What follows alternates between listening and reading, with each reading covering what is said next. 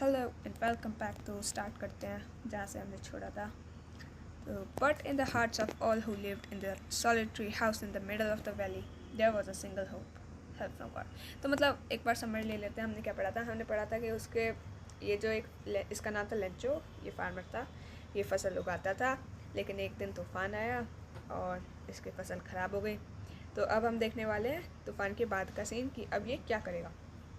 ठीक है, तो स्टार्ट करते हैं। But in the heart of all who lived in that solitary house in the middle of the valley, there was a single hope, help from God. तो मतलब ये जो था अकेला रहता था ना, सॉलिटरी यानी अकेला।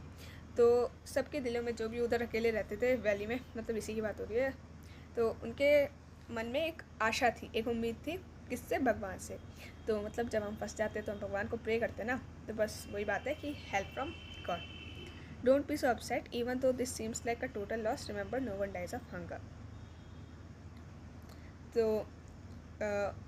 उसकी वाइफ ने शायद बोला कि उदास मत हो, ये भले ही सब हमारा मतलब फसल ख़राब हो गई, लेकिन याद रखो कि भूख मरी से तो कोई नहीं मरता है। मतलब कहने की बात नहीं, मतलब नॉर्मली तो कोई नहीं मरता है ना। तो उसने कहा कि भूख मरी से तो कोई नहीं मरता है। That's what they say, no one dies of hunger. तो फिर वो भी कहता है कि हाँ, यही कहते हैं लोग तो कि भूख मरी से तो कोई नहीं मरता है। All through the night, Lancho thought only of his one hope, the help of God, whose eyes, as he has been instructed, sees everything, even what is deep in one's conscience. तो उस पूरी रात में Lencho यही सोचता रहा कि भगवान उसकी हेल्प करेंगे, जिसके बारे में उन्होंने सुना है, जिनकी आंखें सब देख लेती हैं, मतलब वो भी देख लेती है जो तुम्हारे मन में है। कॉन्साइंस का मतलब होता है मतलब एक टाइप से इंट्यूशन, जो तुम्हारे मन की बात होती है, जो तुम्हें सही गलत का रास्ता बताता है ना। होता है ना कि जब आंसर नहीं पता होता क्वेश्चन का, तो मन की सुनते हो कि मेरा मन बोल रहा था ये आंसर सही होगा, तो मैं इस पर टिक कर देता हूँ। मतलब वैसे ही, ठीक है। तो बोलते हैं कि मैंने ऐसा सुना है लोगों से कि भगवान जो होते हैं सबकी मदद करते हैं, उनको सब दिखता है और उनको मन की बातें भी दिख जाती हैं। Lencho was an ox-offered man, working like an animal in the field, but still knew how to write. Ox मतलब होता है बैल। तो इसमें बोला जाता है कि लेंचो मतलब बहुत मेहनती आदमी था, मतलब पूरा दिन काम करता रहता था, अपने एकदम जानवर की तरह अपनी फसल उगाता था, पूरा दिन मेहनत करता रहता था, पर फिर भी उसको किसी तरह से लिखना आता था, है ना। मतलब उसको टाइम नहीं भी मिलता होगा, मतलब बता रहे कि इसको टाइम नहीं मिलता था, पूरा दिन फसल में काम करता था, फिर भी उसको लिखना आता था। ठीक है। The following Sunday at daybreak, he began to write a letter which he himself would carry to town and place in the mail. तो जब सवेरा हुआ, डे ब्रेक यानी जब सवेरा होता है, सुबह होती है, ठीक है। तो संडे को जब सुबह हुई, उसने एक लेटर लिखना शुरू करा, जो कि वो टाउन यानी शहर, छोटा कस्बा सा, उधर लेके जाएगा और मेल बॉक्स में डाल देगा। It was nothing less than a letter to God. अब भाई ये मेल उसने भेजा किसको? तो उसने भेजा भगवान को। गॉड, ही रोट, उसने लिखा भगवान, if you don't help me, my family and I will go hungry this year. I need 100 pesos in order to sow my field again and to live until the crop comes because the hailstorm वगैरह वगैरह।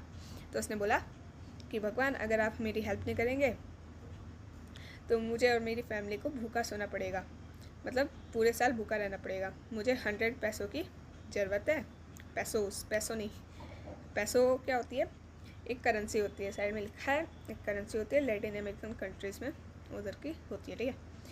तो उसको 100 पैसों की ज़रूरत थी, ताकि वो उसकी फसल जो है वापस उगा सके, और जब तक दूसरी फसल ना उग जाए तब तक उन पैसों से खुद का गुजारा कर सके, क्योंकि ओलो ने वगैरह वगैरह पूरी कहानी को भगवान को समझाते हैं।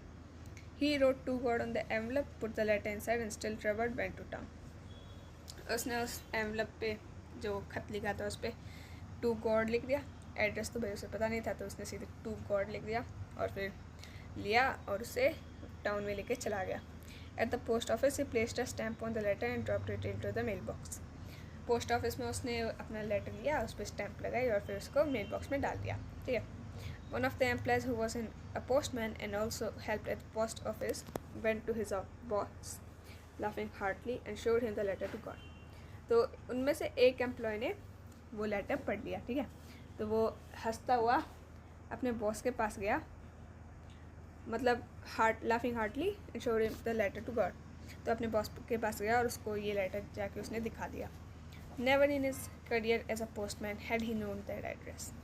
उसके पूरे करियर में, तो उसके पूरे करियर में उसने ऐसा लेटर, मतलब उसको एड्रेस ही नहीं पता था क्योंकि वो कभी गया ही नहीं था टू गॉड के पास, कभी उसको लेटर ही नहीं आया।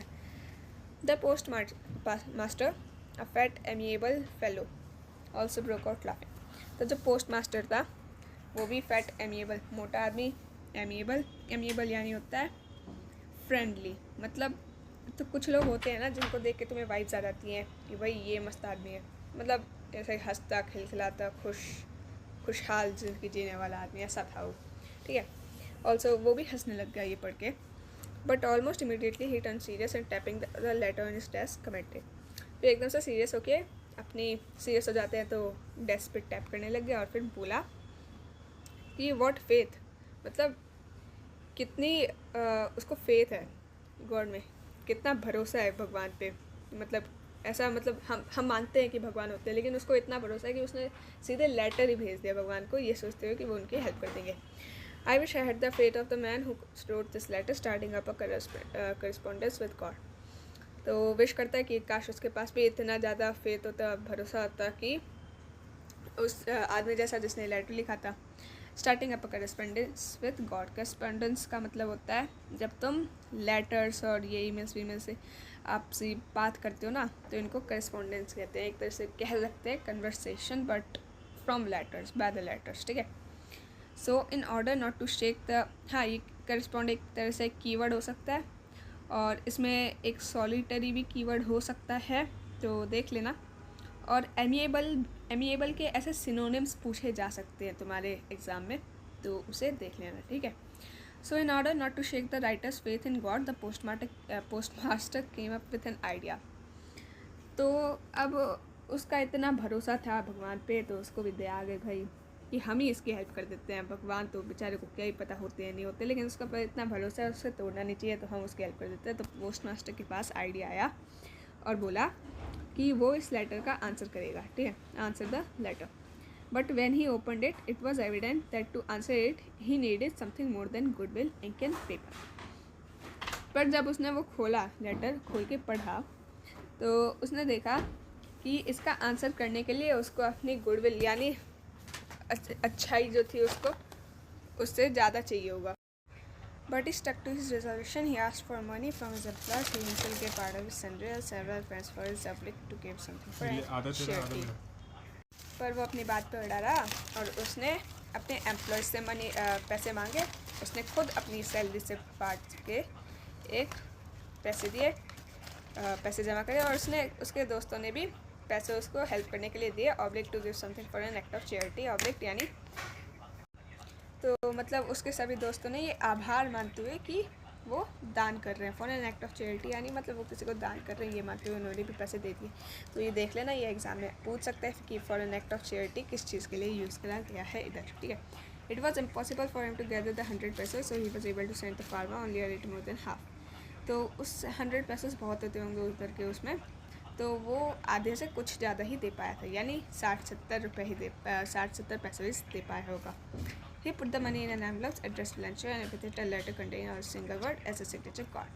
उसने उससे पैसे रखे एनवलप में और फिर लेंचो का एड्रेस और नाम लिख दिया, और फिर फ्रॉम उसने लिख दिया गॉड, ठीक है। तो पार्ट 2 में तक ख़त्म करते हैं, पार्ट 3 स्टार्ट कर देंगे, और अभी तक के लिए पढ़ते रहें, खुश रहें, थैंक यू।